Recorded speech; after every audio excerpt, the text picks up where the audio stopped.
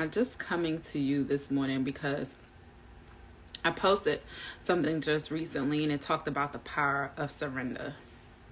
Now, in the power of surrender, it took me a little while to get to this place in space.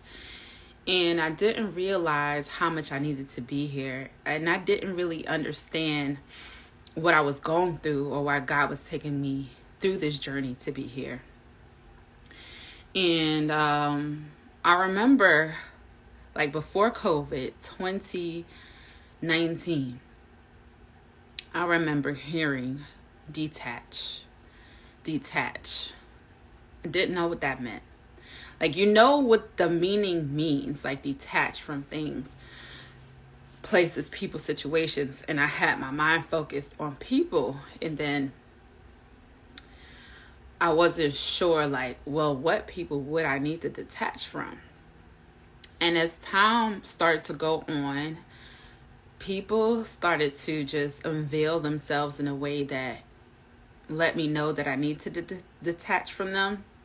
But it was really difficult for me, challenging for me to do that as an empath, because I feel everything. I feel emotion in people's words. I understand what they're saying even when they're not actually saying it. I can go further into conversation understanding what they're saying. I'm always unjudgmental because I'm understanding of people, which we all have a level of judgment, right? Or preconceived notions about people sometimes. But I'm always the one who give people the benefit of the doubt. And I wanted to say that I wanted to change that about me, but I realized that's not something that I wanted to change. I just wanted to be able to detach from other people's emotions. I've always been that person that people found me easy to talk to, even my clients. They tell me all about their lives, and most stylists get that and others don't, but I'm that one, right? I actually love it because really my mom wanted me to go into the medical field, and what I realized is that when I started doing classes geared towards that, and I think everybody has psychology as a prereq, but I had that and I loved that class. Like, I love learning about Sigmund and Freud, although they're... Anyways. I loved learning about people's consciousness, mindset, all that, because I've always been intrigued about people. Like, why do they do what they do? Why do they think the way they think? Why did they get this outcome in life? What happened there? And so I've always been intrigued and a researcher of some sort about people. And so even though I did not become a psychologist, in some ways I found myself being that, behind a chair in a way. And it's so interesting how God would align that with me. And I'm in the middle of just writing it all out. I got a spiritual download and stuff that I understood from people, stuff that I understood about myself, my upbringing, all that kind of stuff. But to say the least, that path brought me to an amazing place of surrender, detaching from people. I detached from people's conceptualized ideas about me, who I should be or who I am, and stop living up to those things and live up to me being who I am. And doing that inner work allowed me to see that I am so many different things, yet the same as the whole big major consciousness of the world, who is God in all of us, right? And so when I've come to these realizations, I was able to detach from those things and just, like, in a way, tunnel vision on just me, right? Focusing on me and not the images I see around each other people. Because, you know, a lot of the stuff that we see on social media, a lot of things that we portray on social media, we have a tendency of wanting to have that, right? Either have look at someone's life and say, this is my ideal aspects of people's life, and you just take on another persona, you take on another persona, you take on another persona.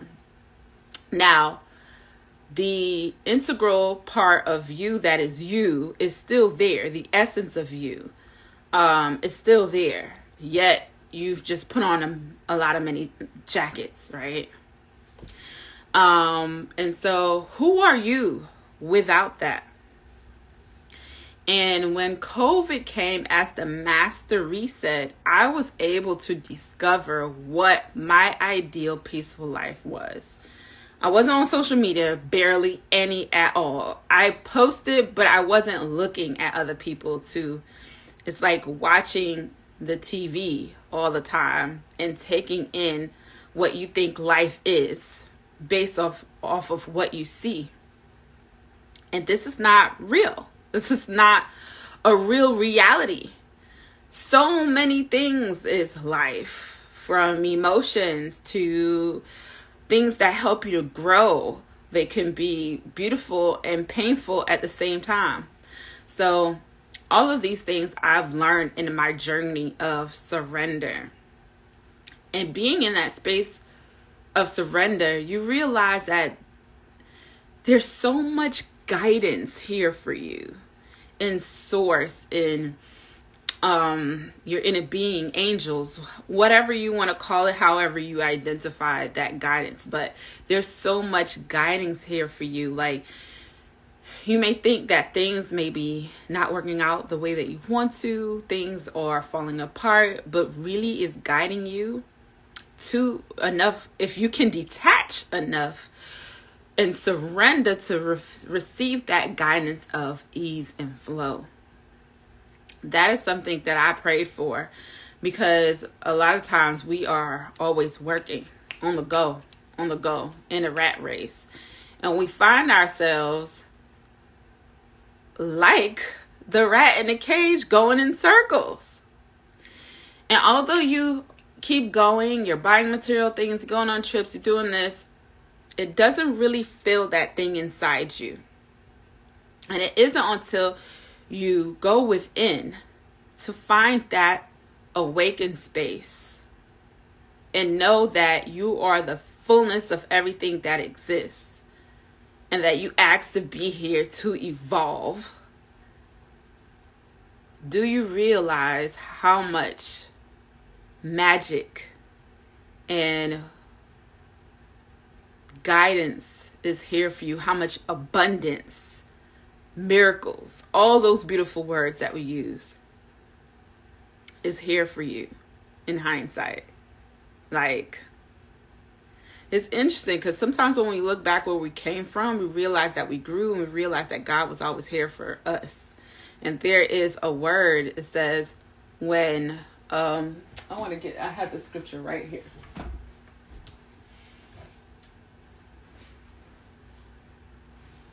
No, this is not it. Right. The scripture right here. The Lord replied, my precious child, I love you and I would never leave you. During your times of trial and suffering, when you saw only one set of footprints, it was then that I carried you. So it's like the scripture, when you are weak, I am made strong. Because it is in that place do you actually surrender, when you can't do nothing more in the situation. And you like grant me the serenity. Okay, that prayer, right? I can't quote scriptures verbatim, but you know what I'm talking about. And so grant me the serenity, for the things that I cannot control, and let go of those things, right? So that is where I found myself. When everything just seemed topsy-turvy, I was like, I don't know where you taking me. I don't know what's going on. But listen, I just know I got to keep I just got to keep going day by day, step by step. I don't even want to see what the future going to look like. I know what it will be because I get visions. But however it comes, because it's not your job to figure out how it will happen. That's the thing that had to get over having visions. Because I get visions in my dreams, and my mom did, and my grandmother did, something in our lineage. And so I see the future, know what it looks like, but it's not for me to figure out the how. It's just for me to be in a place of surrender, in a place of receiving, in a place of ease and flow, a place where I can feel my guidance system, in a place of clarity. I don't move without having clarity anymore. Like I might make steps towards a certain direction, and then I'm like, okay, 3 is the charm. That didn't work out. That didn't work out that way. Okay, but I'm not afraid to do that. You know what I mean? I'm not afraid to try things until clarity comes, you know? But what I mean is I don't move without clarity. Like, I am not like putting myself fully out there until clarity comes. I'm going to try, but I'm not going to put myself fully out there until clarity comes, if that makes sense. Like, guidance is like, okay, I understand. This is the choice. This is your pathway. But really, in all, how I decide to do that is write it out. Like, what would be the ideal opportunity for me, for how I'm made, how I am created and manifested in God? What is the ideal opportunity for me? And when I write it down, or even talk it out, whether it be a therapist, someone you can just talk to talk it out and come to that space of clarity, and then you're like, oh, that's what it is. That's what I'm looking for. And when the other things doesn't check out, then you know that's not it. And when it all checks out, you know that's the one, right? And so I needed to be able to detach from the way I thought things needed to occur and surrender into the flow of what God knows that needs to occur in my life. So I just wanted to come here and talk about that space and place of surrender that I've been dealing in. And not even dealing in, flowing in, right? It's such a peaceful space when you know that everything works out for your good. It really does. Even the bad, the negative, the unso pleasant. And it's not even really bad. Like, bad is how you perceive it. Everything is perception. And so even the unpleasant, I would say, experiences are happening for the betterment of you, for growth, for the clarity, for the understanding, for the surrender, for the detachment, for the ease and the flow. For everything that is good, that is God, it is happening to you to benefit you into that place and space of growth. Diamonds aren't what they are without pressure, okay? And so, yeah, we live in a world of duality. We can want it to be all peaceful and have all that, but that's up to you. And so even in the midst of it, you can find peace. Even in the midst of your battles, you can find peace. There's always something to be grateful for. When you take yourself out of the movie, okay, that's being narrated, when you take yourself out of the movie, out of the matrix, okay, and you are present and still in God, in your inner being, then you realize how great God is in every area of your life. How you are prospering, growing, and flourishing right from where you are. Because a lot of us, we have this desire to be here, and we're here. And so we just want to skip the steps and get there. But you haven't realized that you are going towards it. You haven't even found gratefulness and gratitude for the steps that you are making towards it, that you don't even realize when that goal happens and you are there. Like, you are there. Now you create another goal while you're there. It never ends. It never ends. Goals should not be the bane of your existence. That's a flawed premise in which to live upon. There's so much more. The journey itself, the gratefulness in the journey itself. That's where it's at. Because if you're just working, grinding to get from goal to goal to goal to goal, just work, goal oriented, just that's all you are in every phase of your life. Like, that's fine, right? Because when you have goals, you have visions and desires, you live much longer. It gives you something to, I guess, live for, right? In a sense. But no, not really, because some people get these things and they're not happy in them. And so they create another goal, hoping to achieve happiness. Happiness is not in people, places, or things. Happiness is you. It's already been there. It's already you. So you need to find it in yourself. You need to heal. You need to detach. You need to have a positive mindset. Some of you complain about everything. Well, this is not like this, and this is not exactly like this, and this is not like. You'll find any little small thing to complain about. And an attitude of gratitude will take you a long way. When you have a positive mindset, what happens is you attract everything positive. And so that's what I've been doing. I've been having better self-talks with your girl.